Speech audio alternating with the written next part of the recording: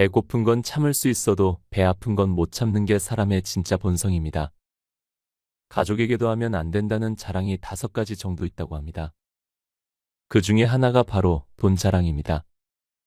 형제 자매에게도 돈 자랑만큼은 절대 하지 마세요. 빨대가 꽂힌다고도 하죠. 가족이라는 이름으로 형제나 자매, 심지어 자식까지. 당연하게 돈을 요구하여 힘들어하는 60대, 70대 분들이 종종 계십니다. 그러나 이런 생각도 듭니다. 자랑하면 안 되는 거 다 알죠. 근데 이것 빼면 세상에 말할 것이 있나요? 우리가 알아야 하는 사실이 한 가지 있습니다. 나의 말이 남에게 도움을 준다고 생각하지만 사실은 듣는 사람에게는 그게 자랑처럼 들릴 수 있다는 걸 꼭 기억해야 합니다. 기쁨을 얘기하면 시기와 질투가 배가 돼서 돌아오고 슬픔을 얘기하면 그게 약점으로 돌아오는 경우가 많습니다. 그래서 이번 영상에서는 절대 자랑하면 안 되는 5가지 말과 함께 말하면 할수록 독이 되는 말 5가지를 소개하려고 합니다. 영상 아래에 좋아요와 구독 버튼 한 번씩 눌러주시면 정말 감사하겠습니다. 지금부터 시작합니다. 첫 번째, 자식 자랑. 명절날 가족들이 모인 자리에서 어머니 한 분이 자랑을 시작합니다. 우리 아들 이번에 하이닉스 들어갔잖아요.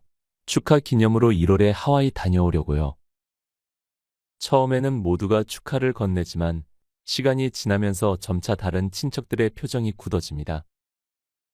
한쪽에서는 아직 취업 준비 중인 자녀를 둔 부모가 입을 다물고 다른 쪽에서는 자녀의 학업 성적이 좋지 않다고 속으로 걱정합니다. 명절이 끝난 뒤 한 가족의 부모는 집으로 돌아가는 차 안에서 이런 말을 합니다.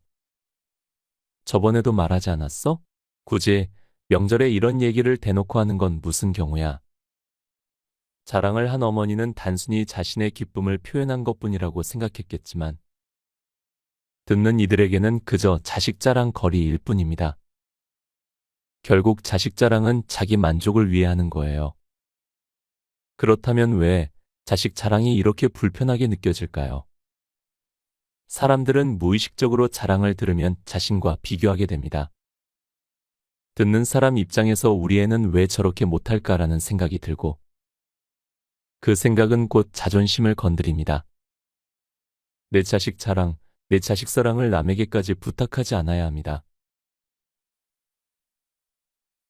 두 번째, 밥 샀다고 생색내기. 오래간만에 동창 모임을 하면 꼭 이렇게 말하는 사람이 한둘 있습니다. 지난번에 기억나? 내가 그때 고기 집에서만 10몇만 원 긁었잖아. 그러면 상대방은 웃으면서 넘기는 척하지만 속으로는 이렇게 생각하죠. 고맙다 생각했는데 꼭 이렇게 말해야 하나? 그럼 그냥 나눠서 계산하자고 하지. 특히 오랜 친구 사이라도 나이가 들수록 이런 생색 하나의 실망감은 더 크기 마련입니다. 또 한 번은 등산 동호회에서 일이 벌어졌습니다. 매번 모임 뒤 점심은 늘 A씨가 계산을 했습니다. 처음엔 다들 잘 먹었습니다라며 고마워했지만 시간이 지나자 A씨가 이런 말을 하기 시작했습니다. 내가 돈 제일 많이 쓰는 거 아시죠? 그만큼 이 모임 좋아하니까 하는 건데. 그때부터 분위기가 달라졌습니다. 다들 밥값을 챙겨내야겠다는 부담을 느끼면서도 한편으로는 마음 한구석이 불편했습니다. 그 자리에 있던 B씨는 이렇게 말했습니다. 그냥 각자 내자고 하거나 돌아가며 내자고 하면 될 일인데 굳이 이런 말을 해야 하나 싶더라고요. 밥값이 아니라 말이 부담스러워요. 밥을 산다는 건 호의를 베푸는 행동입니다.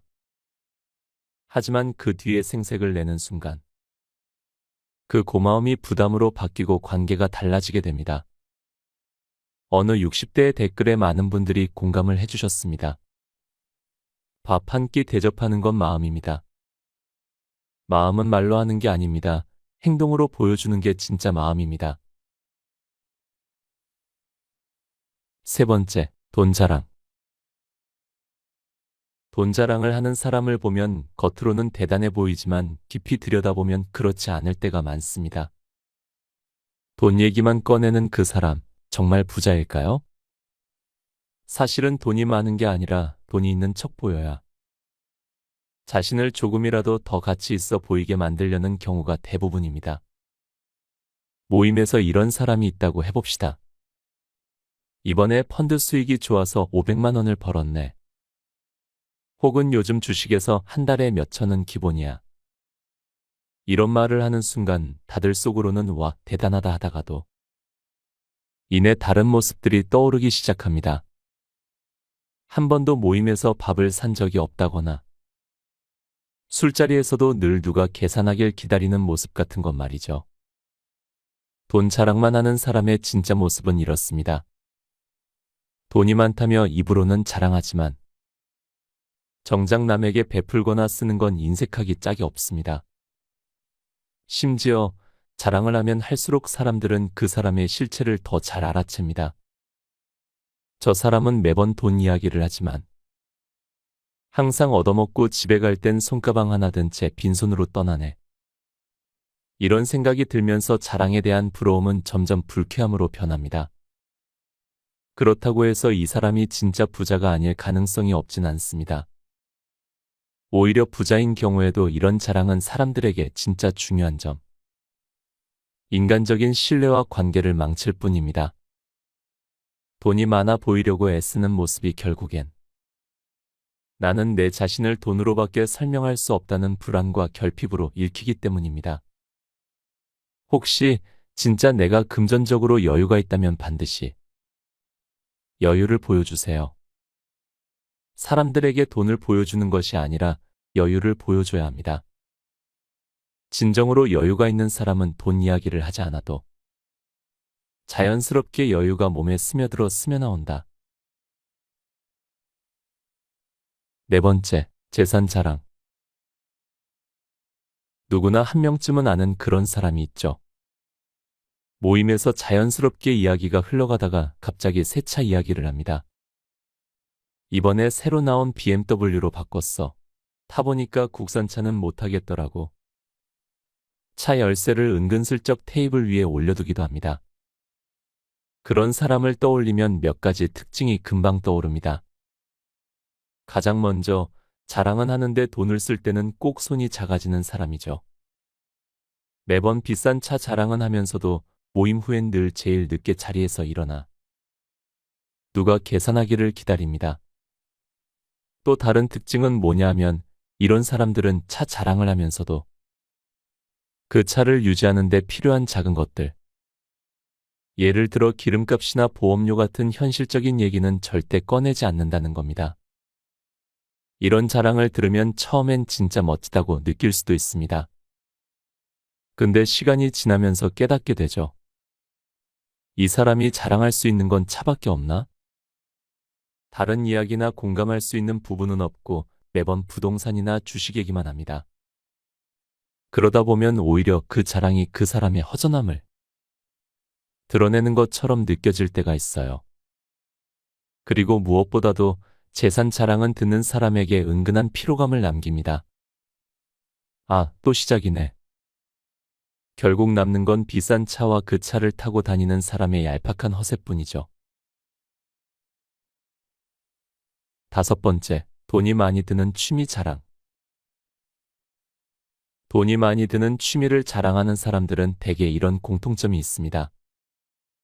그들은 그 취미를 통해 얼마나 큰 기쁨을 얻었는지보다는 얼마나 많은 돈을 썼는지를 이야기하려고 애쓰는 모습이 보인다는 겁니다. 골프채는 이번에 최고급으로 맞췄다. 스킬을 배우려면 이 정도는 해야 한다더라 같은 이야기들이 이어지죠. 그런데 그런 자랑을 들으면 듣는 사람 입장에서는 묘하게 소외감을 느낄 수밖에 없습니다. 나도 골프 한번 배워볼까 했는데 그렇게 돈이 많이 들면 안 되겠네라는 생각이 들게 되는 거죠.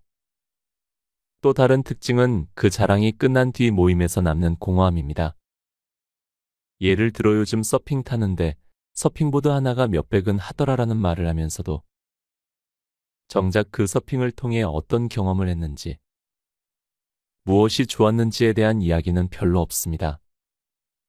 대신 끝없는 장비와 비용 이야기만 늘어놓죠. 듣는 사람 입장에서는 결국 돈 자랑과 다를 게 없다고 느끼는 겁니다. 결국 저 사람은 돈 쓰는 걸로 자신의 가치를 증명하고 싶어 하는 거구나. 그리고 무엇보다도 돈이 많이 드는 취미를 자랑하는 사람들은 그 취미를 통해 자신이 특별한 위치에 있다고 믿습니다. 그러나 정작 그 취미가 다른 사람에게 어떤 인상을 남기는지에 대해선 별로 신경 쓰지 않습니다. 말하면 할수록 독이 되는 말 5가지. 첫 번째, 다 널 생각해서 하는 말이야. 예전에 항상 내가 뭔가를 한다고 했을 때 다 널 생각해서 하는 말인데 라며 운을 띄우고 그 일을 내가 왜 할 수 없는지에 대한 설명을 자세히 하던 친구가 있었다. 근데 정작 그 친구의 인생은 별 볼 없었고 보잘것 없었다. 정말 나를 생각해서 하는 말인지 아니면 본인이 부족해서 거기에 대한 열등감을 어떻게든 드러내기 싫어 그렇게 얘기한 건지는 잘 모르겠지만 항상 그런 식으로 말을 시작했던 기억이 있다. 그런데 이 다 널 생각해서 하는 말이다 라는 말 자체가 성립이 안 되는 게 진짜 생각하면 이런 얘기를 하지 않고 내가 하는 무언가에 실질적인 도움을 주거나 시간을 내서 컨설팅을 해줬을 것이다. 즉, 자신의 감정적 노력과 물질적 노력을 쏟지도 않고 널 생각한다라는 말을 한다는 것은 거짓말이다. 진짜 생각했으면 어떻게든 도와줬을 것이다. 그러니 이런 말로 상대를 챙겨주는 척하며 나의 도전을 막고 내 앞길에 어떻게든 허들을 설치하려는 사람들은 멀리할 필요가 있다. 이런 말을 들으면 괜찮아, 내 인생은 내가 생각할게. 마음속으로만 응원해줘 라고 한마디 해주면 좋다. 두 번째야, 그거 내가 해봤는데 안 돼. 1753개의 취미를 갖고 있는 사람이 있다. 짧은 인생을 살며 어떻게 1753개의 취미를 가질 수 있었을까? 그냥 생각으로만 갖고 있는 것이다. 뉴스 기사 지나가는 거 하나 훑고 눈동냥으로 본 걸 자신이 한 거라고 믿는다. 기타줄 한번 튕겨놓고 기타를 제대로 배우고 쳐봤다고 하거나 러닝 클럽 가입만 해놓고 자신이 러닝 전문가인 척 하는 사람들이다. 이 사람들은 본인도 정작 제대로 해보지 않아 놓고 상대방이 어떤 걸 한다고 했을 때 눈동냥, 귀동냥했던 것들을 토대로 어떻게든 재를 뿌린다. 야, 그거 내가 해봤는데, 야, 그거 주변 지인이 하던데. 그리고 이런 말투를 쓰는 사람들의 말미에는 항상 이런 결말이 나온다. 그거 안 돼, 힘들어, 하지 마. 주변에 주식으로 굉장히 많은 돈을 버는 지인이 있다. 꾸준히 열심히 공부하며 계속해서 주식으로 자신의 자산을 불린다. 지금은 아무도 그 지인에게 주식으로 뭐라 하지 못하지만 그 지인이 처음 주식을 시작했을 때만 하더라도 주변에 자칭 전문가들이 굉장히 많았다고 한다. 어떤 종목에 투자하려고 하면 야, 그거 곧 떨어질 거야. 그거 말고 이거 사라고 말한다거나 주식 외학에 내 주변에 주식으로 진 문서도 잃은 사람이 있어. 위험해하지 마, 나도 해봤는데 라며 알량한 지식으로 위해주는 척 생각해주는 척하는 사람들이 굉장히 많았다고 한다. 그때를 회상하며 그때 그 사람들의 말을 들었다면 지금의 나도 없었을 것이다. 진짜 아는 사람들은 어쭙잖은 충고나 조언을 하지 않는다. 그리고 지금 나는 그런 사람들과 다양한 정보들을 공유하며 계속해서 발전해 나가고 있다라고 말했다. 그렇기에 무언가를 시작할 때 제대로 해보지도 않아 놓고 증명하지도 못하면서 어떻게든 말로 비비려 하는 사람들을 반드시 조심해라. 옆에 둬봤자 하등 도움되지 않는 존재들이다. 세 번째, 걱정을 가장한 비난을 하지 마라. 우리 나이쯤 되면 노후 걱정을 화두로 내세울 때가 많다. 그러면 자기는 노후 걱정이 없다며 그런 걱정을 하는 사람을 무척이나 걱정해주는 척하면서 비난을 하는 경우다. 자기는 문제를 해결했으니 남의 문제에 대해서 연민을 갖는다는 식이다.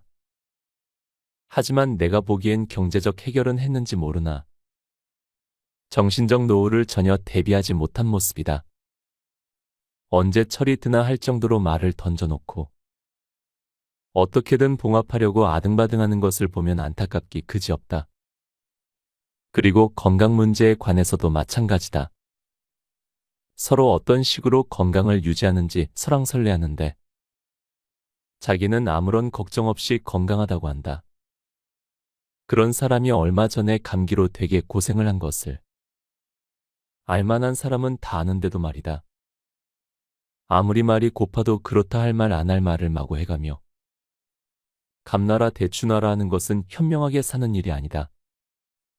그리고 은근슬쩍 걱정을 해주는 척하면서 상대를 비난하는 것은 치졸하기까지 하다. 상대를 낮춰 자신을 올리는 수법은 가장 비열하게 자기를 알리는 일이다.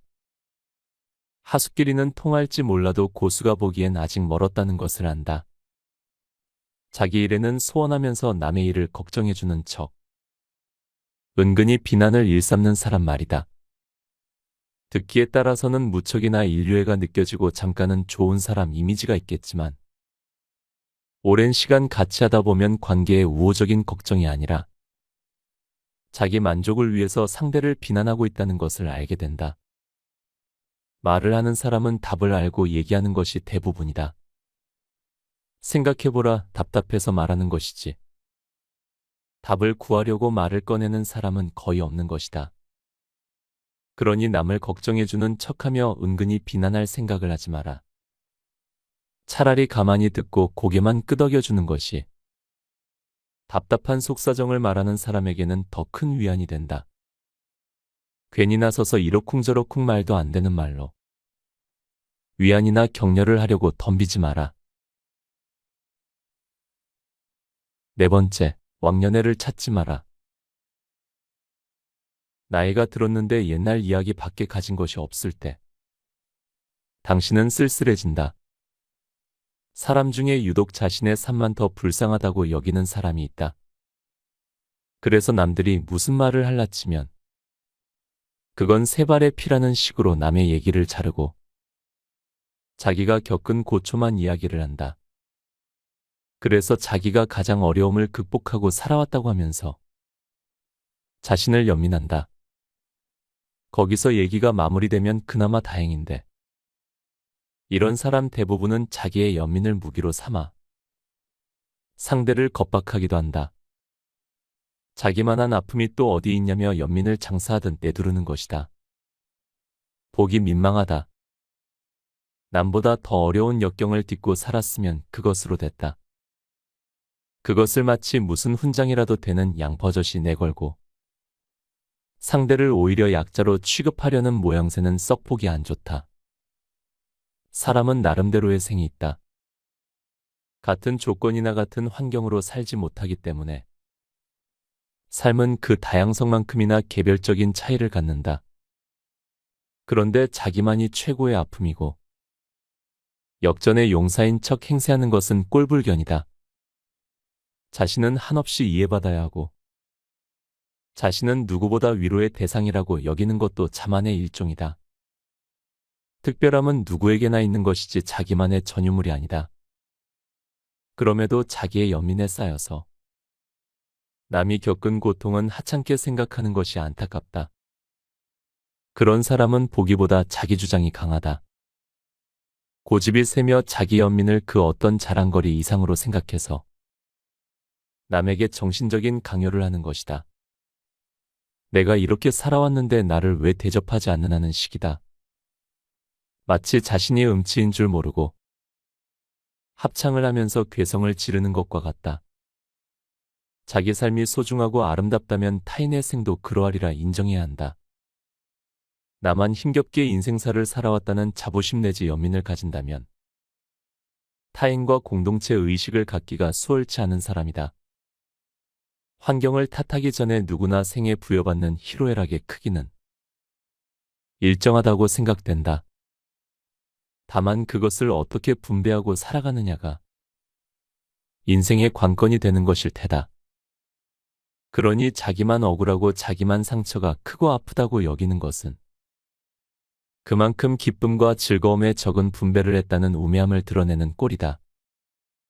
이러한 것은 성숙하지 못한 유아기적 발상의 전환이다. 5번째, 바른 말이라도 잔소리로 들린다. 어느 날은 이런 말을 하는 것이다.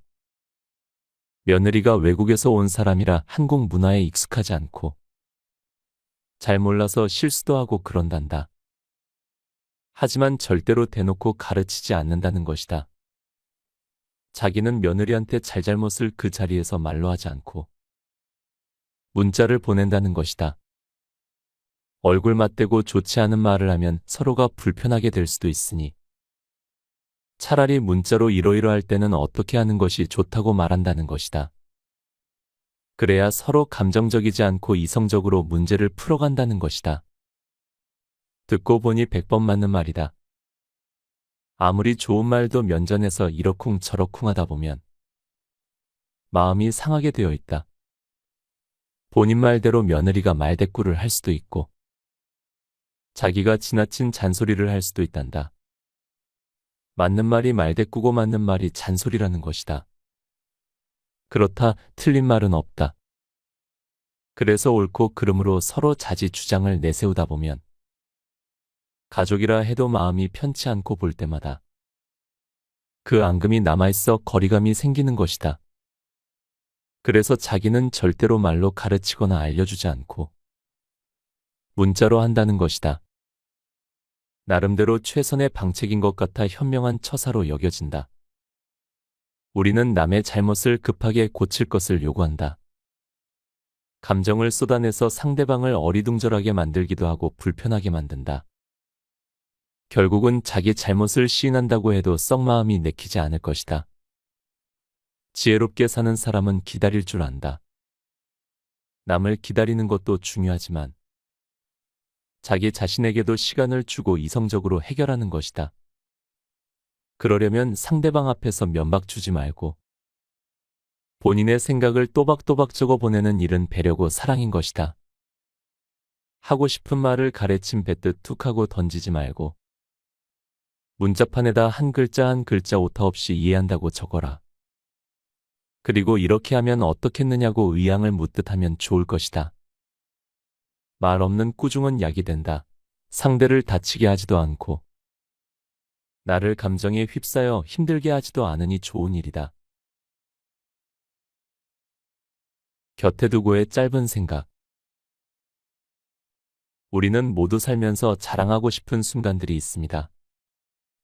자식이 잘 됐을 때, 좋은 차를 샀을 때, 아니면 취미 생활에 돈을 팍팍 쓸 수 있을 때. 이 순간들은 분명히 자랑할 만한 가치가 있다고 느껴질 겁니다. 그러나 오늘 이야기를 통해 떠올려 보셨듯이 그 자랑이 남들에게 어떤 감정을 주고 어떤 인상을 남기는지는 또 다른 문제입니다. 자랑이라는 것은 듣는 사람 입장에서는 그 순간 자신이 초라해지는 느낌을 받을 수 있고 심지어 자랑을 하는 사람의 본 모습을 오히려 더 잘 보여주기도 합니다. 우리는 그 자랑이 얼마나 허술한지를 알아채게 되죠. 진정한 부자는 겉으로 드러내지 않습니다. 낭중지추. 주머니 속의 송곳이라는 뜻으로.